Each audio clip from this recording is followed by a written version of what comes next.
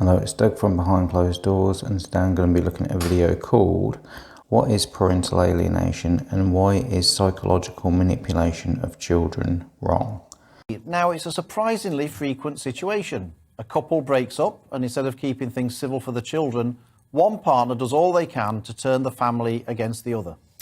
Yeah, and the reason why they usually do that is because of housing, money, attention and power and control. They're incentivized to do it by the solicitors and the court system because it's profitable for everybody that happens.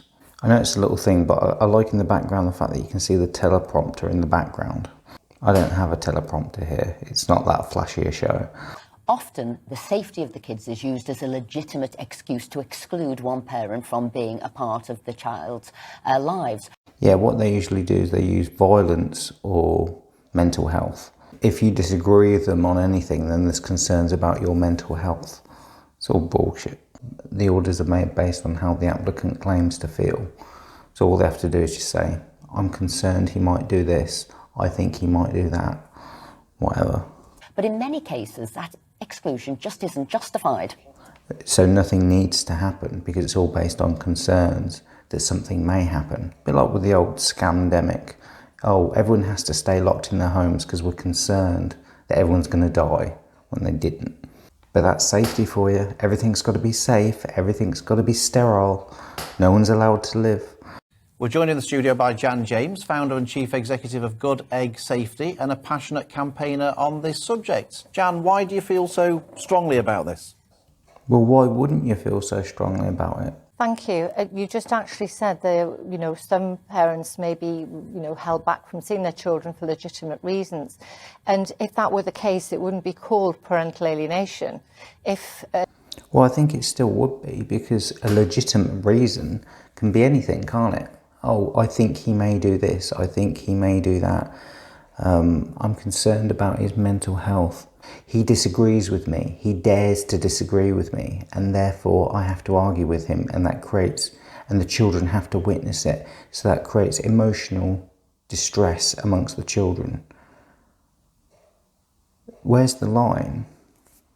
If a child is being held back from a parent because the other parent is known to be abusive, then that would be called estrangement, and that would be perfectly right to protect them in those circumstances. Well, then why isn't all parental alienation estrangement then? Who gets to decide what is estrangement and what is parental alienation? Where's the line drawn? Is it a look? Is it a raising of the voice? Is it a swear word, swearing in front of the child? What is it?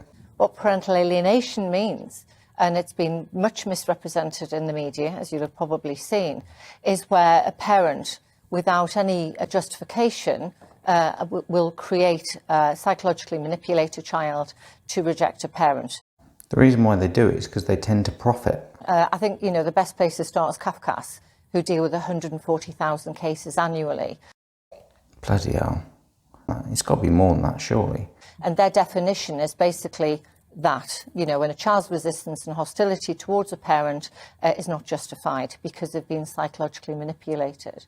But worse than that, and this is the reason I've got involved, is that the former chair and chief exec of Kafkas, Anthony Douglas CBE, described parental alienation as the deliberate manipulation of a child by a parent. But children are always psychologically manipulated, especially by the schools. That's why they have to go to school.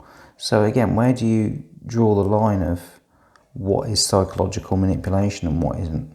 And he said that it had become so common in family breakdowns. Kafkas felt that it was 80% of their most intractable cases was as big an issue as any other form of child abuse or neglect. And that's why I've got involved. I was going to ask that question, how common is this? And you've already answered it there. I mean, what we're saying is you're weaponising. It's a huge problem. What we're saying is you're weaponising your child against your partner. That's what we're saying here, isn't it? Yes, it is. Well, it's essentially if somebody was to kidnap your child and hold them at ransom and charge for the release of the hostage, it's exactly the same thing, except for it's worse. Because in a contact centre, when you pay the £60 or whatever it is for the release of the hostage, you also have to pay the child maintenance for not seeing them. You see, because when somebody kidnaps your child, and they charge you a ransom for the release of their safe return, they don't usually charge you interest on not seeing them. So it's even worse than a ransom. It is. And it's a form of post-separation domestic abuse where psychological abuse and coercive control is at its heart. And it's devastating for children. I mean, I've spent a lifetime campaigning to keep children safe in cars and homes. And the psychological safety of children is critical too. And we've interviewed many adults who were alienated as children. And their stories are uniquely heartbreaking. They say the same things: suicide ideation, drug and alcohol abuse. So this is the child grown up. That's right. They've got all of these issues because... And this is why the police help create parental alienation, because when the can gets kicked down the road and more problems occur, more police will be required in the future. In the same way with the solicitors, it ensures job security, because they've always got to be called out to a problem that's going on in the family home. So when police participate in coercive controlling behaviour by removing the resident parent from the home for fears of safety, they're supporting the perpetrator that's making false accusations. Fucking creaky chair. It's pissing me off. They had a stunted relationship, as it were, or a poisonous relationship with their family. Absolutely. They've been told repeatedly that a parent could be a mother or a father, because this is not a gendered issue, no matter how many times we're told it. Well, it's a gendered issue because it's a feminine form of aggression. Even if it's executed from a man onto a woman, it's still feminine. Jordan Peterson talks a lot about this, the psychologist, in the sense that men and women are aggressive, but men tend to express their aggression through physical violence, and women do it through reputation destruction. And parental alienation is a form of female aggression, of reputation destruction. So even if a man's doing it, it's still feminine.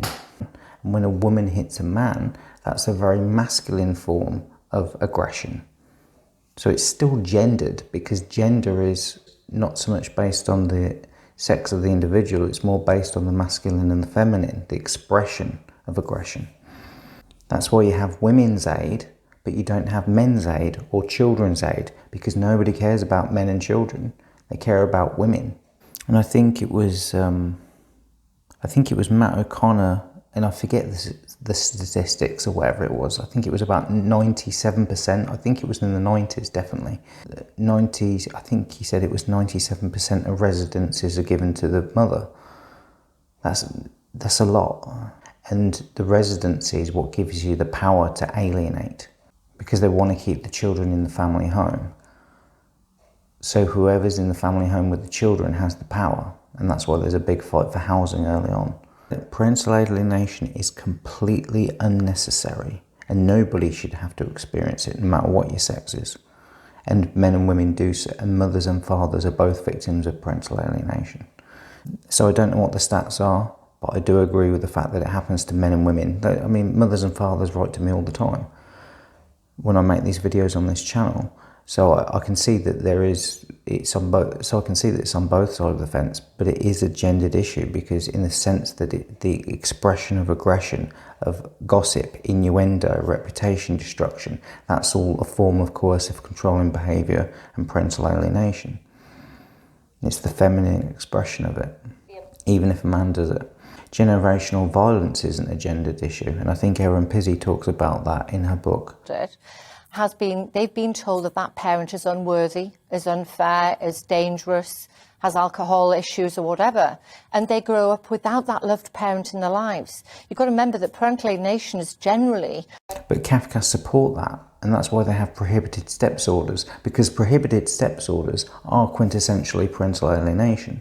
Where the parent had a close loving bond before separation, and then subsequent to separation, that bond is severed, that attachment bond, not just with the parent, but also with a whole host of the family, grandparents, aunts, uncles. Yeah, this is why I don't see it so much as a men's rights issue. I see it as a family issue. I see it as a child issue. Because children have a right to be able to see the members of their family, including the mother or the father who may be taken out of their life. But the feminists that campaign believe that women's rights are paramount over the children's rights, and that's why it's predominantly a female crime. It's a whole half of their familial heritage. So going forward, you're damaging their ability to have a relationship with somebody else. If you can't trust your nearest and dearest, and you thought they were there for you from birth, and then you can't, is this what you? So it's a cycle of abuse. And of course, it's not just the parents, is it? Because this affects grandparents. Yeah, reality doesn't matter. This is one of the things you come to learn, is that reality doesn't matter. All that matters is what the pissed off parent says. Because this affects grandparents as well, and relationships with other relatives too. It does. To answer your question, yes, absolutely. And it's transgenerational. The problem is when you abuse a child, whether it's parental alienation or other forms of domestic abuse, children either become victims themselves or perpetrators. Yeah, but I believe you can overcome that with the correct help. So the cycle of abuse continues, and it isn't a surprise that many... But in the same way that a cycle of abuse can start, I also believe that a cycle of abuse can stop. In the same way that Johnny Depp said, he knew how to be a good parent just by being the opposite of what a bad parent was. And so when he experienced bad behaviour from his parent, he just knew to do the exact opposite. So you can stop it. And the reason why I say this isn't to be argumentative with Jan, it's just to say that it's more complex than that, and I think that you've got to be able to look for light at the end of the tunnel. But she is right to highlight the issue. It is a downward cycle. Adults who were alienated as children subsequently find their own children alienated from them because the characteristics of the partner that they choose, a life partner, subconsciously they're choosing similar characteristics to their alienating parent. And then they wonder why the cycle is, repeating. So that is a major issue. And does this affect children of all ages, or is it particularly amongst younger children who? You can see alienation in all ages, but what our study showed was it's particularly prevalent from the age of 7 or 8. That sounds about right. But even still before then, because I mean, most of Jeremy Kyle was just establishing who's the father. So they're alienated right from the get-go. So when the cognitive abilities become more, they're more able to be manipulated. So that's kind of the age group. And what's the solution? I mean, do the courts not deal with what? Oh, just a little question like that, Phil. Well, the solution is shared parenting, isn't it? I mean, what can the courts or the government or what can be done to deal with this? The solution They tried getting the shared parenting bill through, but the feminists wouldn't allow it. To deal with this? The solution is firstly to recognise it as the abuse it is. Let's be really clear about this. No parent would put their child's healthy needs below their own and... Well, yes, they would. They do all the time. That's why parental alienation exists. Cause them to disrupt a close loving bond with the parent-grandparents. It's an appalling legacy to give to a child. It is, but people do it all the time. So I don't understand why she's saying that a parent wouldn't do that. You know, low self-esteem, lack of self-worth, suicide ideation. So we want government to stop it and recognise it for the abuse that So have we not? But they won't, because it's really good for the economy. And they care more about jobs and professions than they do about people. So it's not going to stop. Wanted to call it abuse. Do we shy away from calling it abuse? Well, we do. In fact, it's been reversed, and we're told that parental alienation is actually a means for abusive fathers to further victimise mothers. Now, of course... Yeah, I hate that when they stick the mothers in the way. It's a load of bollocks. It's got nothing to do with wanting to see that bitch. Fucking send her off to Afghanistan. I don't give a fuck. Give me my children back. It's a bit like Mel Gibson in that Ransom film. Give me back my son. It's more to do with that. And I hate it when they make it about, oh, it's just because you want to get back with the mother. Fuck off, mate. She's a dickhead. I never want to see her again. She doesn't even deserve to have children. Or the father. It could be the father. Whatever. That's how they get around it, because they have the four horsemen, that I like to call it, the ex parte non-molestation orders, the occupation orders, the child arrangements orders, and the prohibited steps orders. So they're four orders that the family court give out to ensure parental alienation. Non-molestation orders are basically what she's just saying. They're making it about the other parent. Oh, he's trying to talk to me. So mediation is classed as molestation. So she just says, oh, he's trying to talk to me. I feel molested. So she makes it all about her in the beginning. so that she can get the non-molestation order. Then she flips it around and says, well, I need to be here with the children in the family home, so I need an occupation order. So then it becomes about the house. So once she's made it about her and the house, and she's got her and the children locked in the same house together, now she can go on for a child arrangements order to say, oh, I want the children always here with me, and a prohibited steps order to say that, oh, and they can never see father again. So that they always make it about themselves and how they're feeling. That's what an ex parte non-molestation order is. Whereas if you actually really did want what was best for a child, you'd apply for a child arrangements order before you applied for a non-molestation order. And you wouldn't do it ex parte either, because that's the coercive part. Some may play the alienation card, but our research shows the majority are actually being alienated. We work with thousands of mothers as well as fathers, and they have been alienated by... Yeah, it's the kind of he did it, she did it, and it's sort of like, well, who has the children for the majority of the time? Does the other parent get to see the children? Well, that's your answer. If the father hasn't seen the children for years and he's dying to see the children and the rest of the father's family, or the mother, and the mother's side of the family, if the non-resident parent hasn't seen the children and the resident parent is saying, oh no, he just wants to get back with me, they're just using it as an excuse. Just look at behaviour. Behaviour will tell you the truth of what's going on. And they have been alienated by an abusive father. And you've done that study. I was going to look at that study. Yes, the study. So we're campaigners, social campaigners, and we work with UK and Scottish governments. So everything we do is... Good luck. Everything we do is evidence-based and everything we do is evaluated. So the first thing we did when we stepped onto this explosive societal landmine was do our homework. And we set up a survey. We hired an independent researcher to devise the questions. And we worked with our global task force. We work with leading experts in the field. Erin Pitsey, the founder. There you go, Erin, love her. She's great. She's such an OG, an original gangster. She's brilliant, love her so much.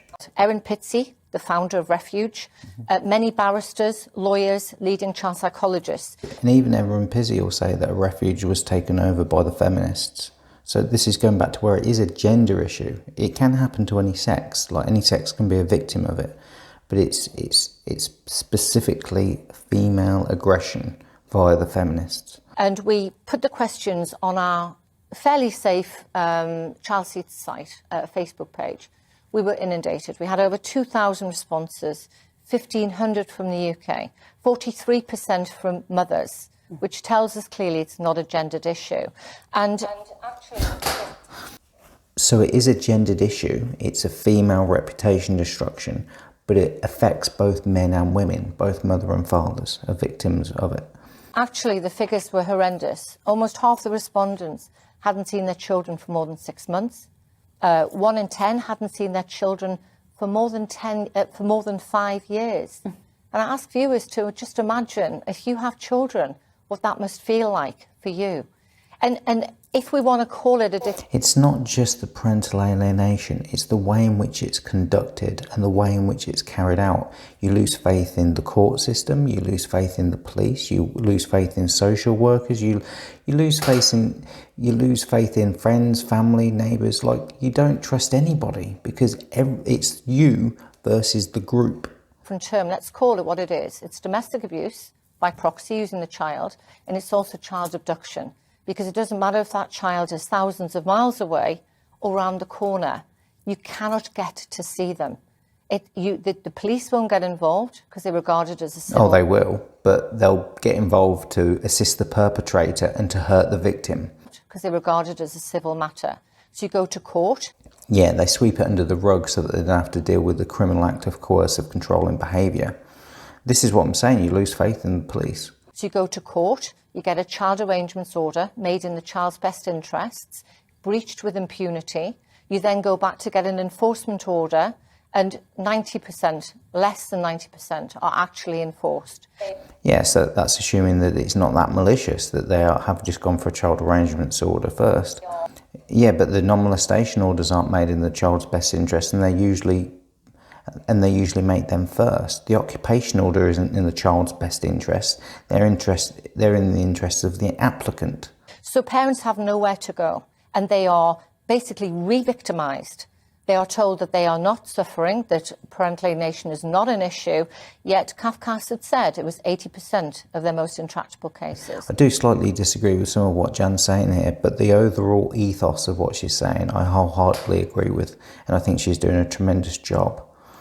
So we need it to be addressed. And the government have recognised now parental alienation in the domestic abuse bill by putting it in the guidance, saying it's part of controlling and coercive behaviour. So Yes. I'm sure that must be a good step forward. Thanks to you, and also Baroness Mayer and a number of other brave souls. But they've always got to go up against the feminists, because it's in the title, feminist. It's a gendered issue. Both men and women can be masculine and feminine. It stood up in the House of Commons and the House of Lords.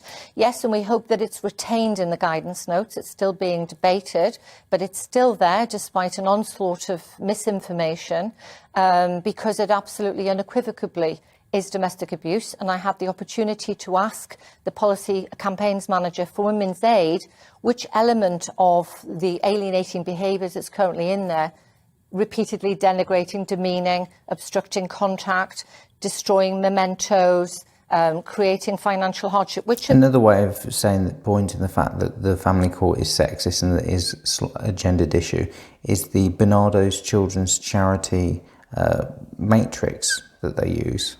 And I've said about this in other videos. Financial hardship. Which of those were not abusive?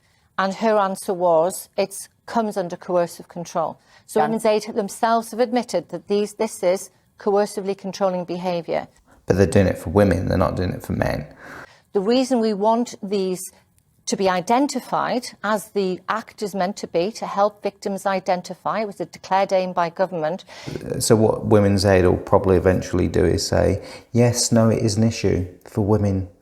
So they'll probably say something along the lines of, well, if a mother isn't able to see a child, then she's alienated. But if a father isn't able to see his child, then he's estranged.